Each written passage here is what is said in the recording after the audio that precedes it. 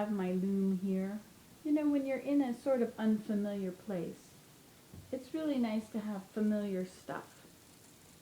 And I find my loom is really good for mindless work. You know, I'm just slaying the reed. See down here? I'm putting these through here, through the holes. And it's just very relaxing for me. And it's very good. I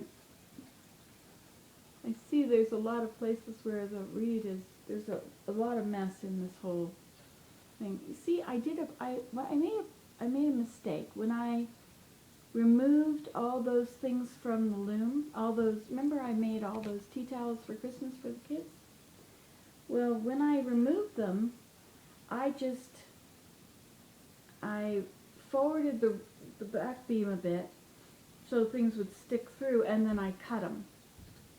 And Joanne said what I should have done is left a gap and then woven a bunch of rows so that I could then, so it wouldn't slip back through the reed, and so I could then attach that big chunk to the front beam.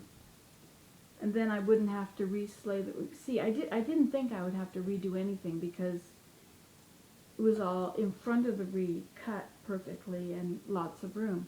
But then some things got moved around, you know, shoveling the loom out of the way for Christmas, and so then pulling the beam forward and back, the beater bar forward and back somehow. Anyway, so a lot of them fell through. Until finally all of them fell through. And then some even fell through the what do they call it? The heddles. So then I had to redo bunches of it. But that's okay because it gives me something to do. You know, sometimes you just need mindless things to do. I find that whenever you're having a big problem in your life, death in the family or big change, whatever sort of things happen, if you have something normal to keep your mind going, that's really good. I often wonder, you know, when somebody's parent dies or a spouse dies or something like that, and I was thinking, of course, my mother will die eventually, and so could be today, could be in 6 years, could be in 10 years, you just don't know. But, and I was thinking, well, will my life fall apart? And I don't want my life to fall apart and be in a daze and not be able to cope and take a year to recover and get back to normal.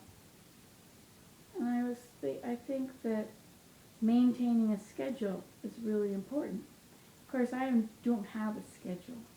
At least I say that, but maybe I do have a schedule. I do get hungry about 10:30 in the morning, and I eat something. I do go to bed before or around midnight. I get up. Well, lately I've been getting up at 9:30. 9 I got up this morning, but yesterday it was 9:45. But usually I get up around 7. And I usually, at that point, I do one of two things. I either sit down in my chair and do my computer, write my morning pages or write down dreams or something that will leave if I don't, or I would go for a walk or tidy up sometimes. I like it when I go for a walk, but sometimes my walks get quite elaborate and they take the whole morning. And then I have to come home and write about them, and then it becomes like a book. So I guess I do have a bit of a schedule. So at 10:30 I'm hungry and I eat something. And if I'm working on a project, after my walk or after the computer in the morning, I'll start working on my project a bit. And I may go from project to project. I don't stick with one thing very long. Probably because my back doesn't feel good if I stay very long. Like right now I'm kind of hunched over, you know, so I can't do that for very long.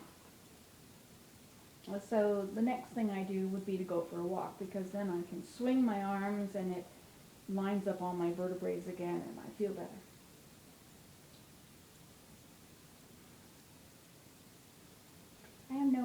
suggesting going for a walk though. It's really dreary outside. It's much nicer in my room where the light is on, where I have this to do. But my back will get back.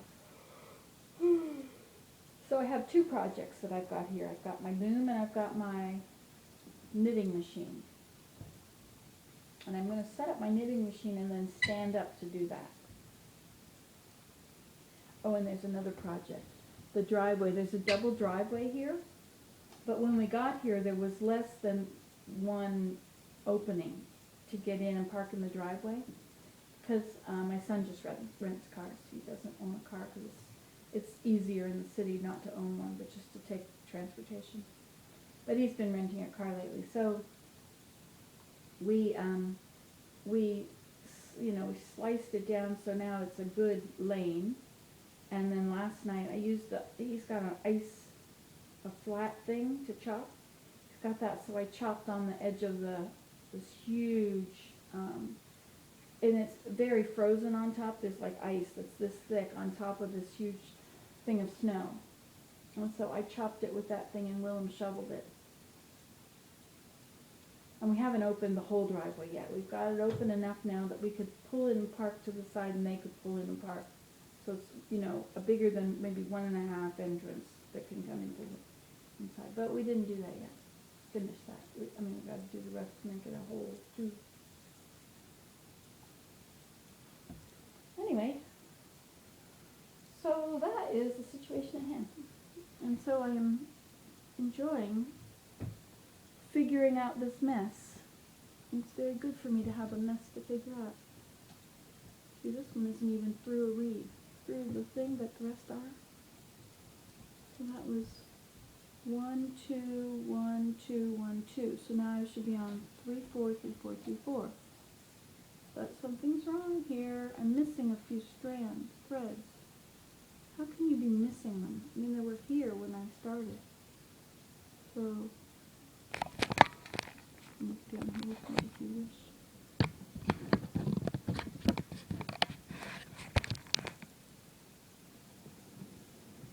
Not working.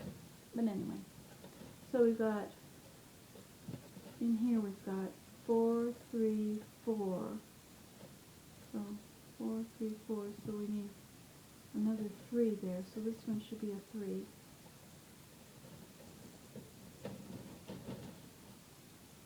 Which is on that rack.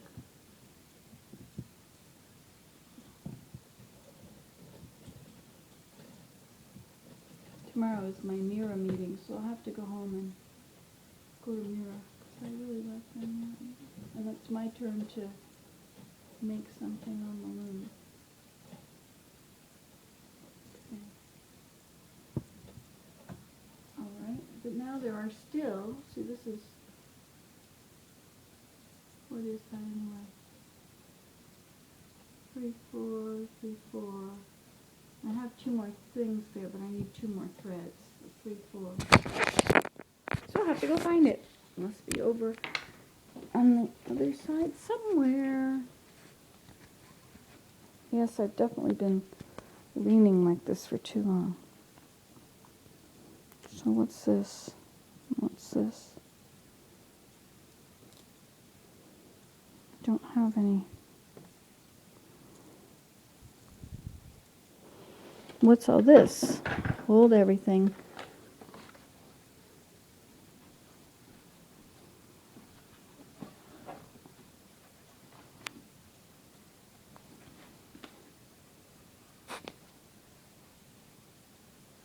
Aha, here are some ends that don't go anywhere.